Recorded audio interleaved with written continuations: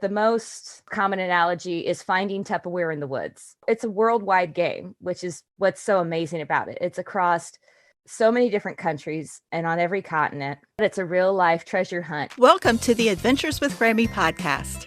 I am your host, Carolyn Berry. This podcast is for grandparents on the go with their grandchildren and for parents who want to ensure loving relationships across the generations. I welcome your input and your feedback on every episode of the podcast we produce. Please send me an email at carolyn@adventureswithgrammy.com or connect with me on Twitter and Instagram at Grammy Adventure. Please follow or subscribe to my podcast. It's free, so you won't miss an episode, and ask your family and friends to do the same. You can subscribe to the monthly newsletter by visiting my website, adventureswithgrammy.com, and clicking the newsletter sign-up link. Travel approximately 5 miles due east of where I live, and you will discover the Chesapeake Bay with its many inlets and tributaries. Just the sort of waterway pirates in the 17th and 18th centuries navigated with the intent of discovering and burying treasures. Fast forward to today, those of us who live near the bay no longer fear pirates, but we still navigate the area discovering and burying treasures. We're playing a game today's guest describes as hunting for Tupperware in the woods. It's geocaching. Amie Tilk, the host of Geocache Adventures, a podcast about geocaching, will give us insight as to the game's origins, its worldwide popularity, and why it's a good activity for grandparents and grandchildren. Welcome, Amie. Please tell us a bit about you and why you enjoy geocaching. I'm a full-time mom and a full-time engineer at Boeing, and almost 7 years ago, I first heard about geocaching, and it just sounded really interested to me. Treasure hunt. What person as a kid didn't think about, go find pirates and all that? It was intriguing to me and sounded fun. I created my free account, and my son was a couple months old at the time, and I thought, great family activity, go out, get some exercise. My husband was not at all interested in it. He had no desire to even go try it. And I didn't even really know what I was doing and didn't really want to try it with a 2-month-old infant.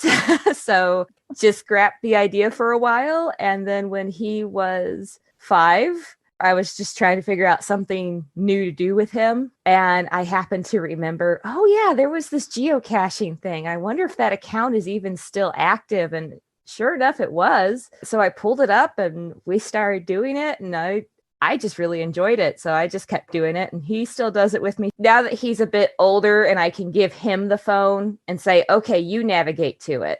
He's all into doing that. When he gets to have the reins and kind of guide us and tell us where to go, it's a lot more enjoyable for him. So he'll do it with me some. He is almost 7. I have been thinking about doing geocaching with the boys for quite a while, but never took the time to introduce them to it. They all love Pokemon. So we have these Pokemon Go accounts, and they love when we go places to turn that on and to see if we can find the Pokemon spots and get the points. So because that is such a big hit, I think it's time that I can introduce them to geocaching. Yeah, it could be a good segue in between there. The big difference between Pokemon Go and geocaching, it kind of depends on the area that you're in. When you're Pokemon going, they just constantly pop up on the map. Geocaching, depending on your area, you may have a limited number of geocaches in that area. So sometimes you may have to look ahead of time where you're going on the map and see if there's a lot there, or if maybe may just be 1 or 2. It can still be a lot of fun. It's just how long is it going to keep their attention? I figured we would present it as a real life treasure hunt as opposed to a cartoon Pokemon Go. And that's a great way to do it. In my area, at least, I have found that most of the parks have 1 or 2 caches, and most parks will have a Pokemon stop or a gym. So it can be hey, let's go do the treasure hunt.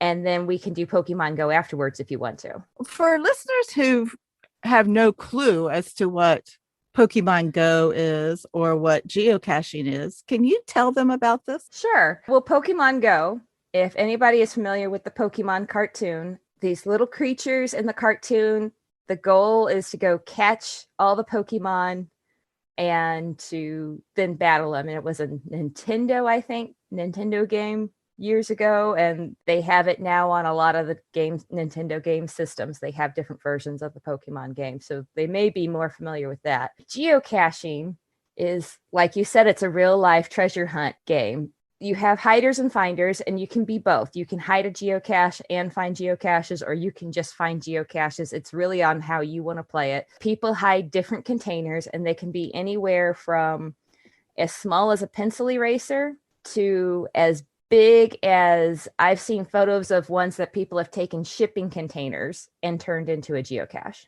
The size varies greatly, and if you get on Google or Pinterest and you just Google just search images of large geocaches or creative geocaches, you'll be able to see a variety of different containers. Most of them tend to be the smaller regular size. So think, like a softball or ammo can shoebox size. People go out, and the most common analogy is finding Tupperware in the woods. People hide these little containers. It can be, it can be in the woods. It can be in an urban setting. It's a worldwide game, which is what's so amazing about it. It's across so many different countries and on every continent. And people hide containers, and then you use the GPS satellites. You can use your phone. There's an app you can use. Most people just use their smartphones with the app, but you can also use a handheld GPS if you like doing that. And you pull up the map either online or on the app, and you see all these little circles that are the geocaches. And then you can use the GPS to navigate to the area. And when you get to the area, which we call ground zero, GZ, which is basically the main area that the cache should be hidden within here, you start searching, because the GPS, while it's highly accurate, you still have about a 10-foot discrepancy. So you could be off plus or minus 10 feet, depending on how the GPS and the clouds and everything are that day. So it's really important when you get out to where the phone says you're there, put the screen down and start looking around. And these containers have anything from just a simple log that you take it out, the piece of paper, and sign it with your geocaching name to say that you found it. And then you can log it on the app as well to say that you found it, and it'll keep track of the ones that you found. And the bigger ones often have what we call swag, which stands for stuff we all get. And it's a trading system. So you have little trinkets or pretty painted rocks or little toys, and you can trade other items to get those items, which is something that my son really loves to do. He calls them the toy caches. He wants to go find those ones that have swag that he can trade out in them. So you bring something and exchange it for something that's already in this box. Yes. Now, not everyone has stuff in it, but some of them do. And I have found anywhere from pennies to, beads to Hot Wheels, painted rocks, keychains. A lot of people like to make their own swag. So you'll see bracelets, little necklaces, keychains, all kinds of things. Just about anything can be swag. There's a few rules about swag. No liquids, no food, no medicines, cough drops, anything like that. Basically, keep it family friendly, keep it PG. Because it is a family-based game. So we want everybody to be able to enjoy it. So we don't want kids coming up on a cache and finding some not nice stuff in it, the thing about food is if you leave candy or stuff in it, it's going to attract animals and bugs. Liquids can leak and leave a mess in there. So, and if you Google it, you can look it up on geocaching.com and Google it for more information. It states examples of what not to leave and things to leave. But really, it's just kind of like little trinkets, little toys. Most things are very inexpensive. and just fun little things that kids can swap out or even adults can swap out. But the big rule is if you take something, leave something. I happen to think geocaching is really exciting. And I think it's a wonderful activity that grandparents and grandchildren can do, that it's a way of bonding and working together for a common goal. I would encourage grandparents to start doing this and at least investigate what it is and then see how it goes and take it from there. I agree. The great thing about geocaching is, well, one of the things I love most is it's the places that you discover in your own area that you may have never known about. We have discovered some different parks and monuments I had no clue was in the area, and I've lived in this area most of my life. So when you lived for some place for 30 years and you didn't know that was tucked back there in that corner and you've driven by it, you don't know how many hundreds of times, it's pretty amazing to go, oh my gosh, how did I not know this was here? If a grandparent is listening and decides, this is exciting, this appeals to the adventurous side of my grandson and me, how do they get started? What's step one for them? It's fairly simple. Go to geocaching.com and you can sign up for a free account. Now, there's the free account and there's what they call the premium account. The premium account is $30 a year, and it has some additional search filters and some things. When people hide a geocache, they can choose to make it a regular or a premium cache. So you have to have that premium membership in order to find the cache. But if you're just starting out, I recommend start with the free account. Make sure it's something you're going to enjoy. And then if you want to upgrade, you can always upgrade later.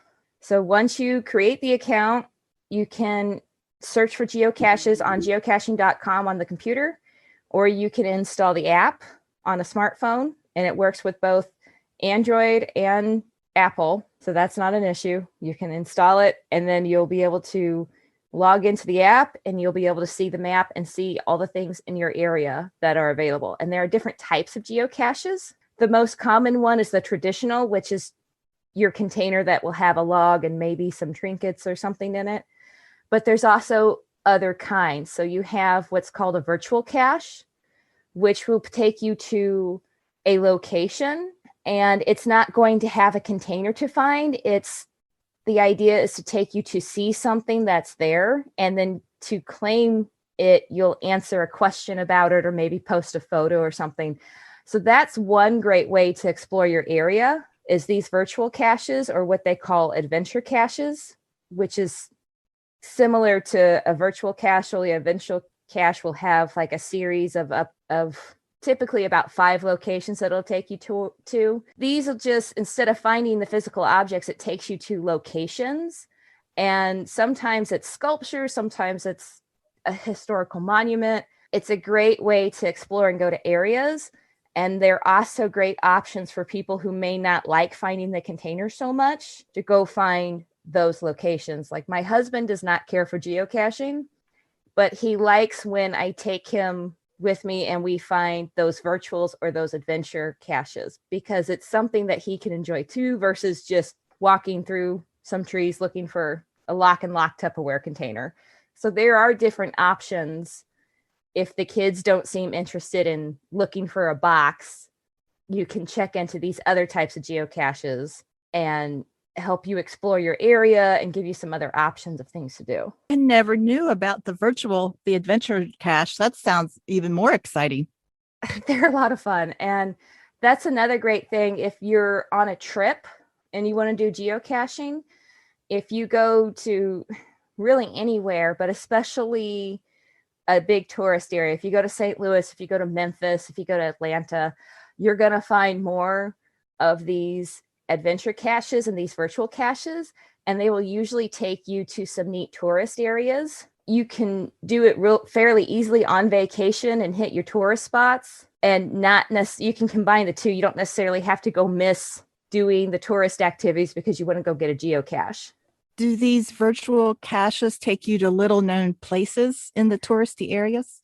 Sometimes it's a little known place. Sometimes it's a well-known place. Like one of the most popular ones in St. Louis is the St. Louis Arch. If you're going to St. Louis, it's pretty well known the St. Louis Arch is right there. But you can still go and say, oh, I want to go see the Arch. Well, you can go see the Arch and get a geocache while you're there. Last month at the end of May, we went to an event in Kentucky, and then we were going north to Indiana to see some family. And on the way up, I just pulled out my phone because we were looking for some place to stop along the way just to take a break and stretch. And I pulled up on my phone, and in, I think it was Jasper, Indiana, which isn't a huge town, but not super small, but not major. They had this, it was called the Geo Grotto, and it was like this shrine area that they made out of rock geodes, and it was amazing. And we were stopping in that area anyways, just to grab some lunch and take a rest break. And we got to make a neat detour and see this amazing place that we wouldn't have known of otherwise. So it can help you find things like that in areas that you're not so familiar with, but it can also help you explore areas that you are familiar with. One of the things that you should check out is search for the different types of geocaches and read about them, so you kind of have an idea of what they are, and that'll help you decide which ones you want to go try. So in addition to these virtual adventure caches and the physical finding the Tupperware box, tell us about a couple of the other ones. Another one is called a multi-cache, and it's similar to the traditional cache in the sense that in the end, you're going to find the physical container, but it has you start off at a different location. And a multi-cache can be anywhere from 2 different locations that you have to visit to, I've seen one that had 10 locations that you have to visit. And the idea is you start at location 1 and you'll gather information that'll take you to the next location. And then when you get to the next location, it'll tell you, you're either, depending on how many points there are, you keep collecting information to get to the next point and then eventually find the physical container at the last location. It's almost like a scavenger hunt. That one's a little bit more like a scavenger hunt, and they can be very interesting, but they can also take a lot longer to do depending on how many points there are. So if you have younger kids with you, you need to keep that in mind to see if it's going to keep their interest, because if it takes 5 or 6 trips to get to the final location, you might lose their interest or they might get tired. It really just kind of depends on the kid that you have with you. I mean, that's one thing to really keep in mind when you're geocaching with kids. There is a difficulty and terrain rating for every geocache, and they rate from 1 to 5, and they go on half points. So 1, 1.5, 2, 2.5. And the difficulty is how hard it is to find the cache when you get to the area. And the terrain is how difficult of terrain it is. So is it flat paved? Is it hills? And you can get more information on that at geocaching.com. But that's something you want to keep in mind when geocaching with anybody, is what are their abilities going to be and what is the difficulty and terrain ratings of the geocache I'm looking for. Because if you have a 5-year-old with you, you may not want to go find a 5.5 rated geocache, because that may be just a little too much for them. Might actually be a little too much for grandma too. Yeah, and there's attributes assigned to geocaches that you can look at when you're looking at geocaches, and those attributes are important to look at because they will tell you things like, is there parking nearby? Is it kid friendly?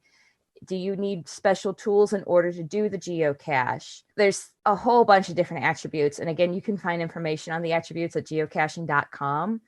So those attributes are really important to look for too, because they will help you decide if this is something you want to go do or not. You mentioned you can use your smartphone in this app, or you could actually use a handheld GPS. Yes. Do you need special equipment, or is a smartphone really the big ticket?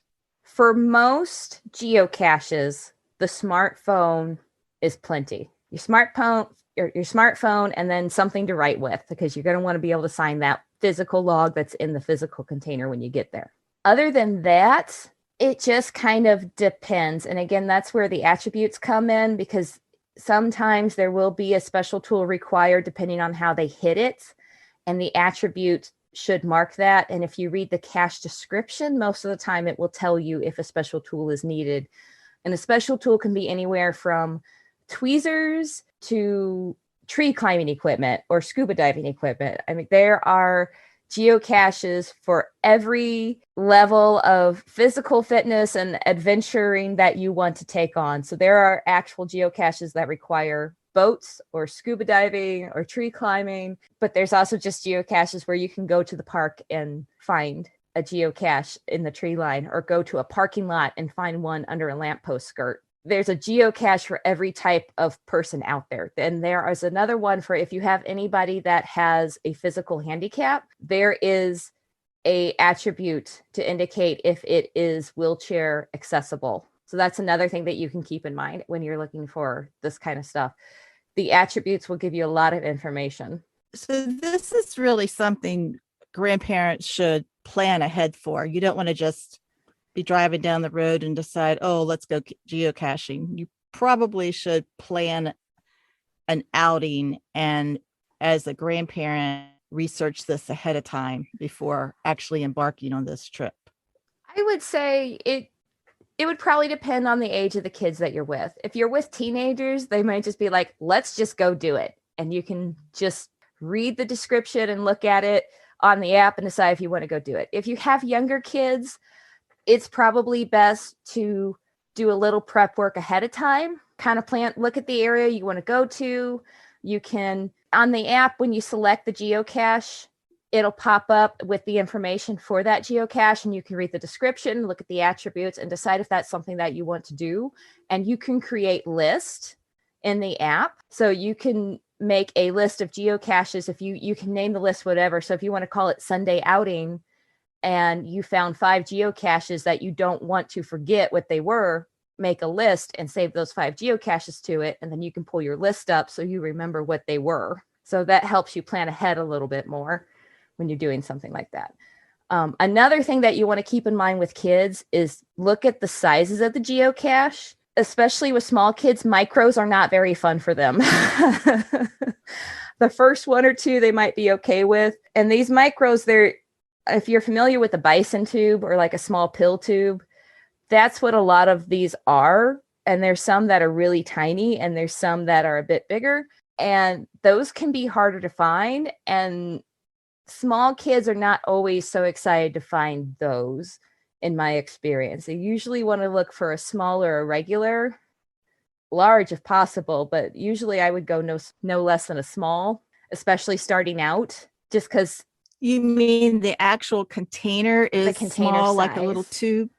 Oh, yes. Okay. So in the description on the page, when you pull it up in the app, there'll be the difficulty and terrain rating, and there'll be a size rating. So the sizes go from micro, small, regular, large, and there's an unknown rating. So the micro is really tiny, usually about the size of a quarter or smaller.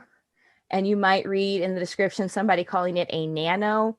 Nano is an unofficial subcategory of micro, and that's when you're looking at maybe the pencil eraser size. They get really tiny. The small I don't think I would. I don't care for those myself, really. If you look on the website, I believe the official classification is that, and there's, depending on who you talk to, you'll hear different comparisons for sizes, but I believe usually around like the 35 millimeter film canisters that you used to have, that and below is usually a micro. And then a nano would be like the quarter or smaller subcategory of micro. The small is kind of, think of like a apple, a medium-sized apple or a baseball. And a lot of times what you'll see is like a vitamin bottle or old prescription bottle that somebody has used, at least in my area. Or another popular one is like the Altoid tins. In some areas, people love to use the Altoid tins for those. And then the regulars, that's more like the shoebox size or the old metal ammo cans. And then large would be anything bigger than that. And the unknown one, that's usually attributed to like the virtuals will have unknown assigned to them because there's no physical container.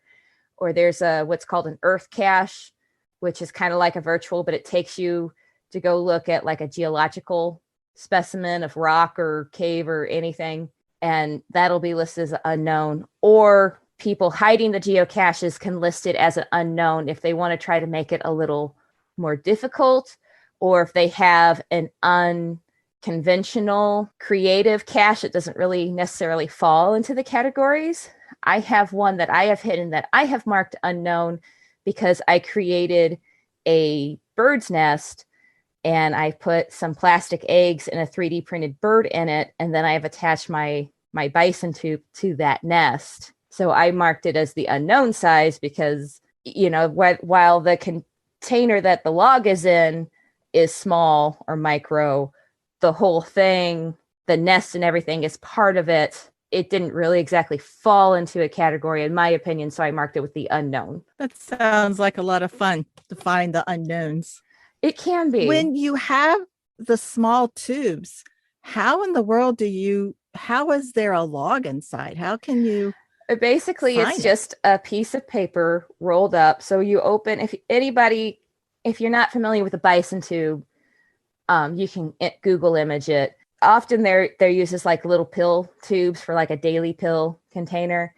People will just roll up like a strip of paper, like maybe about a half inch wide or inch wide, and they'll roll it up, and you insert it into the top, into the cap, and then put it into the tube and close it. And the reason people do it that way is it prevents the paper from getting caught in the threads and binding up when they're trying to put the cap back on. But a lot of people don't know to do it that way when they first started out. I did it wrong. I don't know how many times before. I just happened to see something. I don't know if it was on Pinterest or Facebook about how to properly put a log back in a bison tube, and it just completely blew my mind. It's like, how is this not more commonly known? Oh, fun.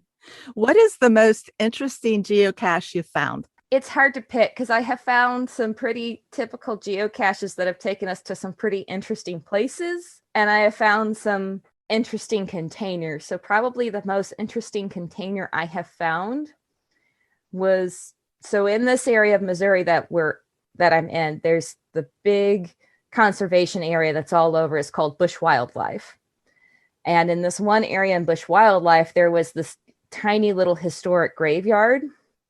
And just outside the graveyard, kind of on the back side of it, somebody had made a little tombstone out of wood, and the top of that wooden tombstone came off and the container was inside that. So I thought that was pretty neat because it was different. Yeah, it was different, and then it fit there with the location. Another neat one that I found was, it was a multi-cache, but it was at a library. So the first stage was under the lamppost skirt. And for anybody that doesn't know what I'm talking about, if you look at a lamppost, there's usually a metal box around the bottom, and those typically will actually lift up. When I lifted it up, there was a little container, and it said, go inside and search. I don't remember the author, but I wrote it down. I went inside and I searched for it, and it took me to the reference section where they had a geocaching book by this author, and there was a pocket inside the front of the book it was a paper cover, and it had a pocket they attached there that you pulled out a piece of paper and signed the log to. That's pretty interesting too. Yeah, you're really making me excited about doing this with my grandsons. It can be a lot of fun. A lot of times it just depends on your area, and it depends on the type of cache. Reading the description of each geocache page really helps you kind of decide. It's really valuable to read the descriptions, because sometimes they will tell you, hey, you're looking for this type of container, or it will tell you, hey, you're going to want to park here and then go this way, because otherwise you're going to have a lot of trouble getting there. There can be all kinds of different information, or they may just be telling you why they place the cache there, because sometimes people place geocaches in areas that mean something to them, and then they'll share that information for you. So, and sometimes there's not much in the description page, but it's always worth reading the description. And then there's also a hint typically. Now, not every geocache will have a hint, but a lot of times owners will assign a hint to it. So read the hint, especially when you're starting out, read the hint and that will say something like, and they try to be cryptic with it. I have one that is actually one that I have hidden that is a magnetic key box on the other side of a bench at a park. So the pin takes you to the location, and then the hint is have a seat, trying to hint at take a look at the bench. So sometimes the hints are a bit more cryptic. Sometimes it's literally the hint makes you get to a place and the hint says look under this or something. It just depends on the cache owner or the CO, which is a term that's usually used to abbreviate that. One thing that you will find is that there are a lot of acronyms and terms in geocaching, and it does take some time to catch on to some of them. But again, you can Google geocaching acronyms and you'll find lists that people have compiled to help you find the most common ones. Are these geocaches, are they always on public property? I mean, do you have to worry about going onto somebody's property? So the rule when you hide a geocache is you should always ask permission before placing the geocache. So typically it's in a public area, but even then you want to get permission from, the parks department or, the grounds management at whatever place you're looking at, or if it's, in a parking lot under a lamppost skirt, get permission from the businesses that are responsible for that parking lot.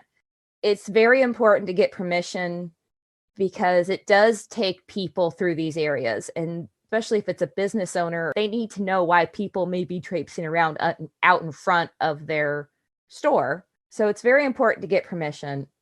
Some geocachers do not. And I actually did have an instance one time, and it was at a golf course.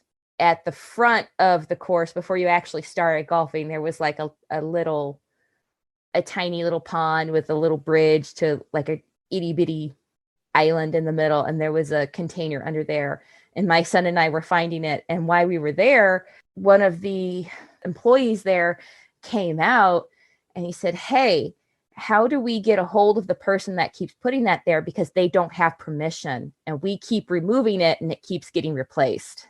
It's like, oh, okay. So that they were very nice to me about it, but they were just concerned about the liability on their end if somebody got hurt trying to find the geocache. So they didn't actually want it there. I flagged it for review to the reviewer and flagged it as, I even put in my log when I found it, of, hey, they said this does not have permission to be here. And I sent the owner of the cache a message saying, hey, I was told this. And eventually it was archived and removed. So it's no longer there to find. So it's very important that if you are hiding a cache, get permission first. So it should be okay for you to go wherever the geocache is. In theory, you have permission to be there looking for it because the people that own the property or are aware of the property know it's there. If I want to hide something, the first step, of course, is getting permission. But what do I have to do if I wanted to actually hide something? The first thing I would do is decide what type of geocache you want to hide. If you go on to geocaching.com, they have a page you can search about hiding your own geocache, and they'll have some additional information about requirements for hiding it, because there is a minimum distance that's allowed in between geocaches. They have to be at least 1/10 of a mile apart. Some other things like that it'll just kind of give you information on. There's a little video you can watch just to get the very basics of it. Depending on who you talk to, you will get a different answer about how many geocaches you should find before hiding one. Some people will tell you 50. I've heard 100. The official guidance from Groundspeak, which is the company that owns geocaching.com, they recommend you find 20 geocaches before you hide one.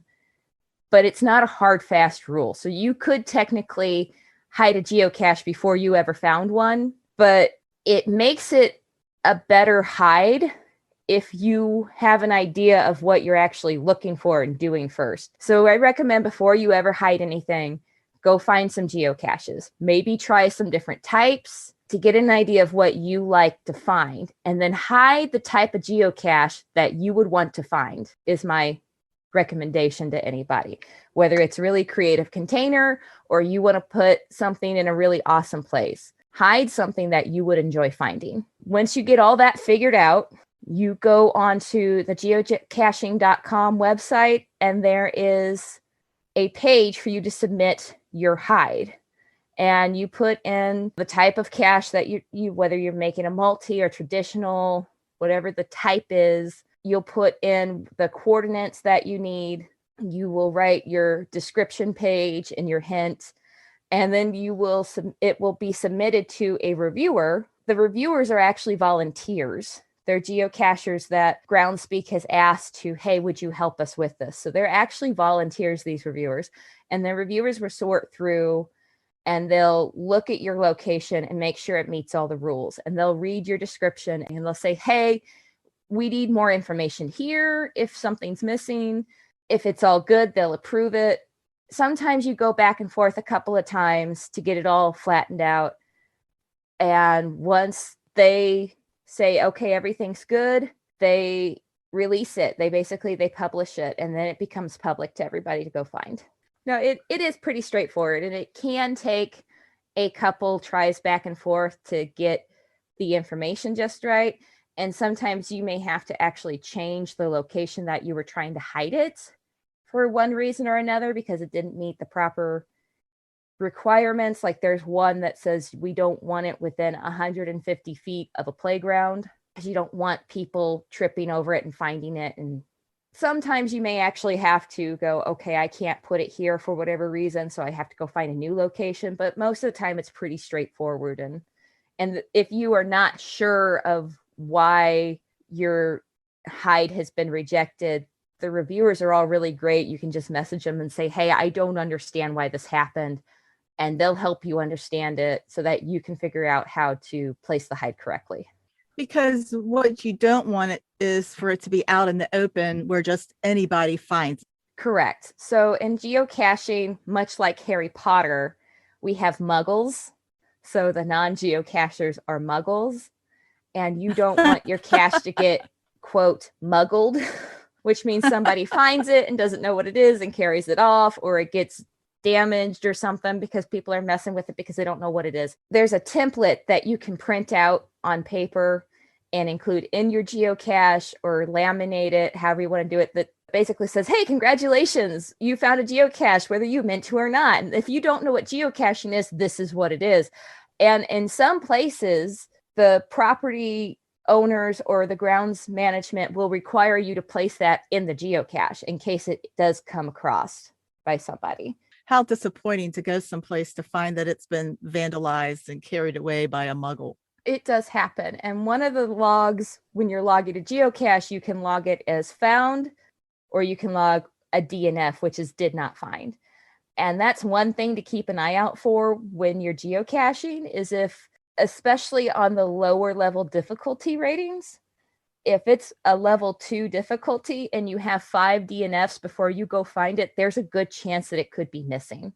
Now, if it's a level 5 difficulty and there's a bunch of DNFs in between finds, that's kind of hit or miss, because did they not find it because it's just that hard, or did they not find it because it's not there? And even when you're starting out, if you can't find it, don't be embarrassed to log a did not find. It's actually very helpful to the cache owner, because if people are logging, every time somebody logs a geocache, whether they're logging it as found, writing a note, or marking it as they did not find it, it sends an email to the cache owner with that log. So if they start seeing multiple did not finds, it's a flag to them they need to go out and check on their geocache. It's a really well thought out system. It started in May of 2001 and it's been around for 20 years, and it has progressed quite a bit. And I have talked to some geocachers that were around in the very early years, and it's interesting to hear about how it has changed in the last 20 years. When it very first started, it was all done over like internet forum boards. Eventually they created this website, and then the apps came out and everything's more organized. Literally when it first started, you might have 10 in a state, to now you may have 10 in your backyard. Basically, it's amazing how it has grown and how many people are playing it. It's something like 20 million geocaches worldwide. have been hidden. It's pretty amazing. All kinds of questions and comments and excitement is just whirling through my head about this. I'm really eager to get started with it. Are there any resources that would be for grandparents that they could read that's something simple and direct for those of us who want to get started and feel a little overwhelmed with all of the information on the website? There are some books out there that you can get, a couple of like guides to geocaching and stuff. I have not read those, so I'm not entirely sure how helpful they would be. But there are a lot of actual geocachers out there that write blogs and create YouTube videos. So it could be helpful to read about some other people's experiences and watch some videos. And if you even just Google how to start geocaching, something will come up. There's Facebook groups. There's one Facebook group called Geocaching 101 it really is targeted for beginner geocachers and helping beginner geocachers. And I have been in that group. I've seen plenty of people post in that group. For the most part, everything that I have seen, at least, and been a part of, has been very respectful and very helpful. And in general, most geocachers that I have met have been very helpful and very kind, and they're really eager to help you learn more about geocaching or talk geocaching. So you can get on Facebook and see there may be even a local Facebook group for your area about geocaching. And you could get on there and say, hey, I'm new to this. I want to try this. I have kids with me or whatever. Can somebody recommend some geocaches to start with? And I guarantee you somebody's going to post on there and respond and say, hey, this is a great one to go check out. Can you summarize like 5 things that grandparents need to know in order to get started, or just need to know about geocaching? Well, you're going to have to create the account at geocaching.com. Make sure you always bring a pen or pencil to sign the physical log, because there are actually, I don't know how many are out there, but there are actually some geocache owners that will check the physical log to the online log. And if you didn't sign the physical log, they'll delete your online log. If you're going to trade items, take some items with you to swap out. And a great way to do this is either have the kids make some bracelets or keychains, or take them to like the Dollar Tree or some other place and buy some little plastic dinosaurs, or go through the party section and buy some little party favors. And letting them help pick it out is a great way to get them involved in it. I would say a great way to get your kids involved in it is kids these days, a lot of them are all about getting to use that screen. So letting them use the phone and help navigate to places is a great way to get them engaged in geocaching. And they get that screen time, but you get them out of the house and get them doing something else. And then I would say the most importantly, just have fun. Don't stress about it too much. If you didn't find it, okay, yeah, it's kind of a bummer, but just move. Don't let that get to you. Keep trying, and maybe you can come back to that one another day and find it again, and just have fun with it. And whatever type of geocaching you want to do, there's a geocache out there for you to find. I really appreciate your time today. Well, I appreciate you having me on here to talk about this, because I enjoy it very much, and I'm excited to get to share this with you and your listeners. And I really hope some of you all go try it. I hope you have enjoyed today's episode of the Adventures with Grammy podcast. You will find the links to our guests and the topics we discussed in this episode's show notes. If you would like to be a guest, or if you know someone who would be an awesome guest, please connect with me at Carolyn@adventureswithgrammy.com.